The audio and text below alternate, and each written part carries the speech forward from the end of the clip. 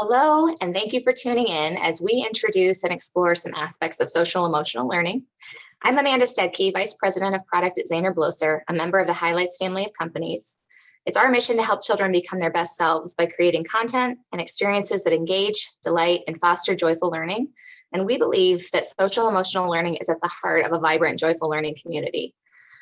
We have had the privilege of collaborating with Dr. Ernest Morrell and Pam Allyn in creating a series of brief videos around ways to reframe social emotional learning in this way and practically apply strategies in any classroom. So let me take a minute to introduce our experts. Dr. Ernest Morrell is the Coyle Professor of Literacy Education and Director of the Center for Literacy Education at the University of Notre Dame. Pam Allyn is a leading literacy expert, author, activist, and advocate for children, as well as a motivational speaker. And together, they're co-authors of Every Child a Super Reader, as well as numerous scholarly works and professional articles on topics in and around social emotional learning. So thank you both so much for joining us. To kick off our conversation, could you please each share a little bit about why social emotional learning is so important to you and what you feel educators need to know at a high level? And if you don't mind, we'll start with Pam. Well, thank you so much for having us, Amanda, and for everyone listening and watching, welcome. We are passionate about social emotional learning as a foundational core element of our practice and our students' growth.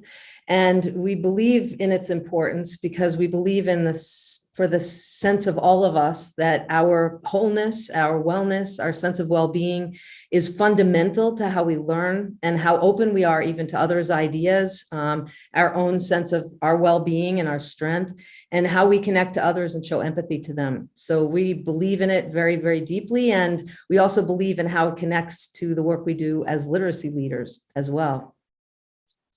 Yeah, thank you, Amanda. It's always great to be with you, Pam. I agree with all of that. I'll spend most of my time on the second question, but just to reiterate a couple of things that Pam said, when we think about what's the purpose of education, we really have to take that question seriously. Is it just to help people to be better on test or to read and write and enumerate, or is it really about being a whole person, a well person, someone who loves herself, someone who understands how she fits in the world, knows how to get on with others?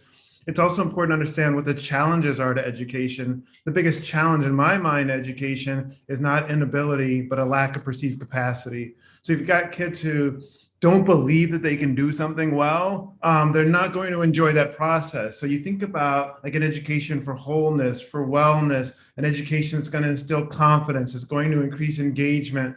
All of that points to social and emotional learning. Kids who are confident, kids who are vibrant, kids who are experiencing joy, are kids who are going to learn better.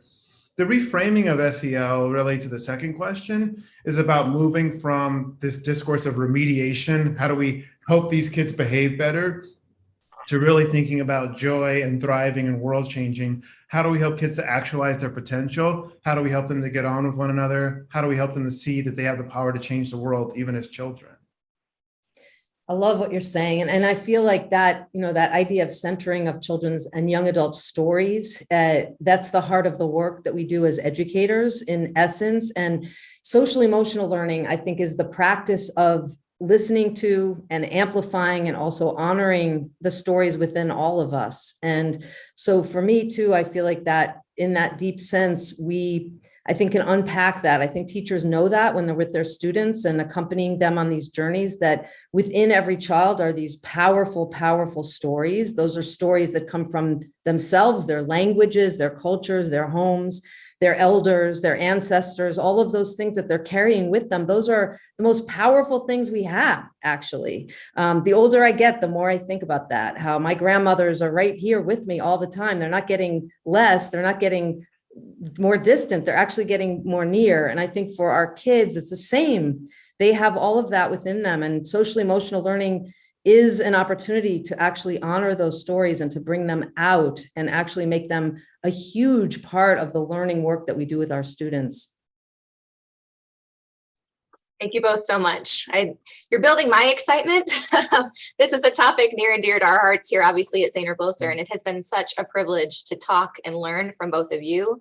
And I know our audience is also going to enjoy hearing more from you as we continue our video series on how we're reframing social emotional learning You can find more videos on our website, and you can also download a Joyful Beginnings PDF with some really actionable ways that you can reframe SEL in your own classroom. And we look forward to talking with you all again soon.